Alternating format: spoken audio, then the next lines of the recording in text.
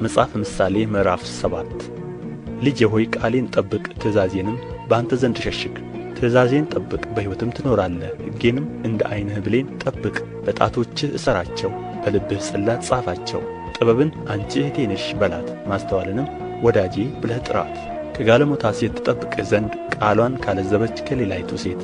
በቤቴ መስኮት ሆኜ ወደ አደባባይ ተመለከትሁ፣ ከአላዋቂዎች መካከል አስተዋልሁ፣ ከጐበዛዝትም መካከል ብላቴናውን አእምሮ ጐድሎት አየሁ።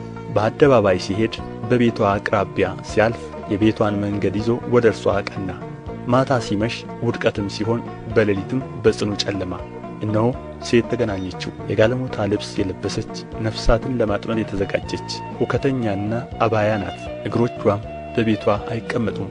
አንድ ጊዜ በጎዳና አንድ ጊዜ በአደባባይ በማዕዘኑም ሁሉ ታደባለች። ያዘችውም ሳመችው፣ ፊቷም ያለ እፍረት ሆኖ እንዲህ አለችው፣ መሥዋዕትንና የደኅንነትን ቁርባንን ማቅረብ ነበረብኝ። ዛሬ ስእለቴን ፈጸምሁ። ስለዚህ እንድገናኝህ ፊትህንም በትጋት ለመሻት ወጥቻለሁ። አግኝቼሃለሁ። በአልጋዬ ላይ ማለፊያ ሰርፍ ዘርግቼበታለሁ፣ የግብጽንም ሽመልመሌ ለሐፍ። በመኝታዬ ከርቤንና አልሙን ቀረፋም ረጭቼበታለሁ። ና እስኪነጋ ድረስ በፍቅር እንርካ፣ በተወደደ መተቃቀፍም ደስ ይበለን። ባለቤቴ በቤት የለምና ወደ ሩቅ መንገድ ሄዶአልና፣ በእጁም የብር ከረጢት ወስዶአል። ሙሉ ጨረቃ በሆነች ጊዜ ወደ ቤቱ ይመለሳል። በብዙ ጨዋታዋ እንዲስት ታደርገዋለች፣ በከንፈሯ ልዝብነት ትጐተጕተዋለች። እርሱ እንዲህ ስቶ ይከተላታል።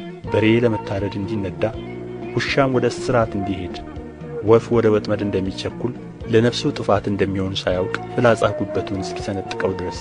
ልጆቼ ሆይ አሁን እንግዲህ ስሙኝ፣ ወደ አፌም ቃል አድምጡኝ። ልብህ ወደ መንገዷ አያዘንብል፣ በጎዳናዋ አትሳት። ወግታ የጣለቻቸው ብዙ ናቸውና እርሷም የገደለቻቸው እጅግ ብዙ ናቸው።